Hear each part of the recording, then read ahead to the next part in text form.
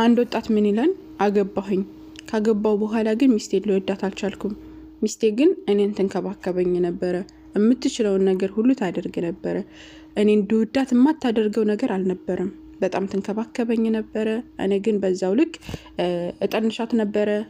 ቦታ አልሰጣትም ነበር ጊዜ አልሰጣትም ነበር ከዛ በተቃራኒ ነበር ማደርገው እሷ ከምታደርገው በተቃራኒ ነበር ማደርገው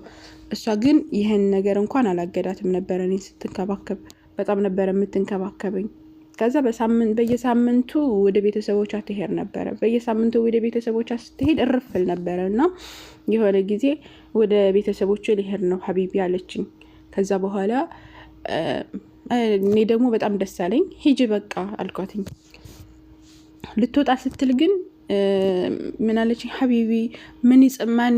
እንትን ልብስህን ያጥብልሃል ማን ምግብ ይሰራልሃል ማን እንደዚህ ያደርግልሃል ብቻ እሷ ስታደርግለት የነበረውን ነገር አነሳችና እንደዚህ ማን ያደርግልሃል ስትለው ራስ ያዘጋጃለሁ ምንም ችግር የለውም ሂጂ አላት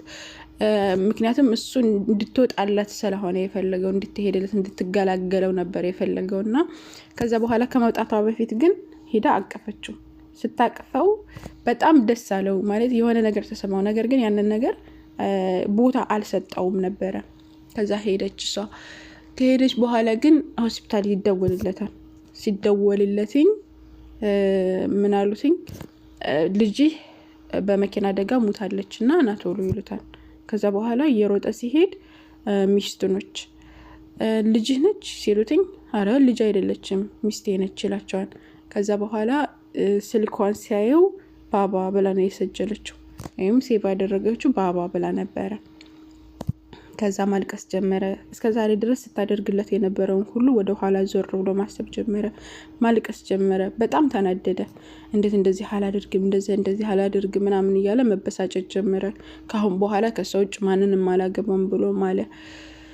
ሁሉ ጊዜ ወደሷ ስልክ እየደወለ ባባ ብላ የጻፈችውን ያይ ነበር እንደዛ ያለ እየተሰቃየ ይኖራል ማለት ነው አንዳንድ ጊዜ ካጠገባችን ያሉ ሰዎች በጣም እኛን ይወዱናል ያከብሩናል በጣም እኛን ይፈልጉናል እኛ ግን ጠንሸን የምናልፋቸው ከሆነ ብዙ ነገራችን ነው የሚበላሸው ብዙ ህይወታችን ይመሰቃቀላል እነዛን ሰዎች ያጣናቸው ቀን ማለት ነውና ያካጠገባችን ያሉን ሰዎች እናቶቻችን ሊሆኑ ይችላሉ እህቶቻችን ሊሆኑ ይችላሉ ባሎች ሚስቶች ሊሆኑ ይችላሉ ልጆቻችን ሊሆኑ ይችላሉና ቦታ እንስጣቸው እነሱ የሰጡንን ቦታ ቢያንስ በተወሰነ መልኩ እንኳን መድረስ እንኳን ባንችል አንድ ሰው ሲወድ የሚሰጠው ቦታ በጣም ትልቅ ነውና ግን ከነሱ እንኳን መድረስ ባንችል ወላይ ቢያንስ እንኳን ቦታ እንስጠው ለሚያደርጉት ነገር ማለት ነው ለኛ ለሚያደርጉት ነገር ቦታ ሰጥተነው ብንንከባከባቸው በኋላ ከመጸጸታችን በፊት እንደዚህ አድርጌ ነበር እንደዛ አድርጌ ነበር ያልና ከመጸጸታችን በፊት ማለት ነው እንደተማራችሁበት ተስፋ አድርጋለሁ